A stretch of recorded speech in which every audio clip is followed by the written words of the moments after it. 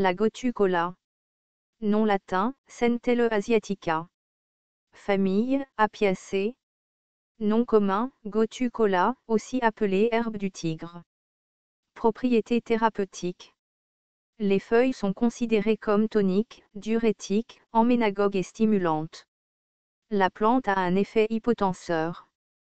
Des études ont suggéré des propriétés anxiolytiques, bactéricides, cicatrisantes, antioxydantes, immunomodulatrices, gastroprotectrices, larvicides, antidiabétiques, antimicrobiennes. Parties utilisées. Feuilles, graines, racines, sève.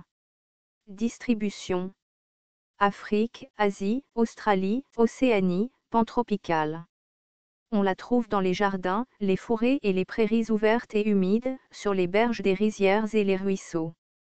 Botanique. La Gotucola est une plante herbacée vivace rampante, peu poilue ou presque lisse, avec des tiges délicates et minces enracinées au nœud. Les feuilles sont arrondies à réniformes, de 2 à 5 cm de large, horizontales, plus ou moins en coupe, arrondies à l'extrémité, et en forme de rein ou en forme de cœur à la base, à nervures palmées, aux bords ondulés crénelés, les lobes arrondis se chevauchant souvent. Les pétioles sont dressés, de 3 à 20 cm de long. Les fleurs sont axillaires, ovales et mesurent environ 1 cm de long.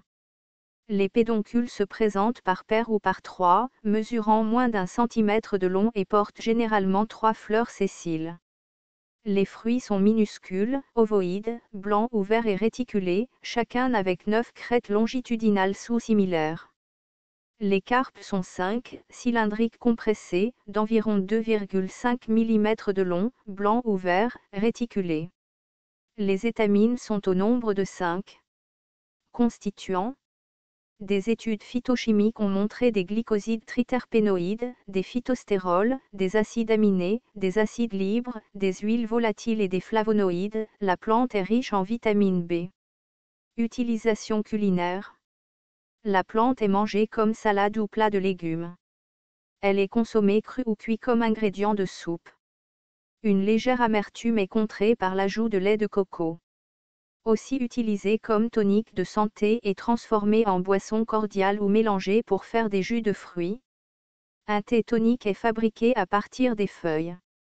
Médecine rurale. Aux Philippines, la sève des feuilles est utilisée comme curatif pour les plaies sclérotiques. Une décoction de feuilles est utilisée comme diurétique et est considérée comme utile pour la gonorrhée, dans le traitement de l'eczéma chronique et obstiné. La plante est prescrite pour la syphilis secondaire et tertiaire accompagnée d'infiltration gommeuse et d'ulcération, dans les ulcères chroniques et calleux, comme stimulant dans la diarrhée infantile, et dans les eczémas, les abcès, et dans les rhumatismes chroniques.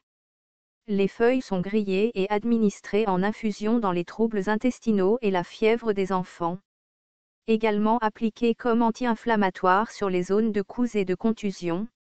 Les graines sont utilisées pour la dysenterie, la fièvre et les maux de tête. Également pour l'hépatite infectieuse, la rougeole, les infections des voies respiratoires, le rhume, l'amygdalite, la laryngopharyngite, la bronchite.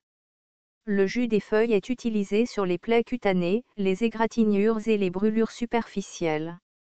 En Inde et aux Fidji, les racines sont utilisées pour l'inflammation de la peau, pour améliorer la circulation sanguine, pour traiter les ballonnements, la congestion et la dépression.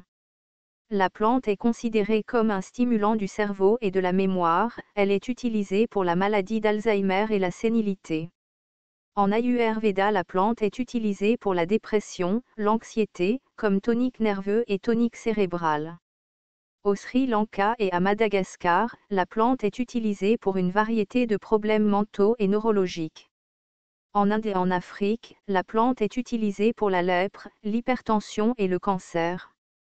Posologie. En décoction, plante fraîche, 60 à 260 g, ou plante séchée, 30 à 60 g, pour 1 litre d'eau. Danger.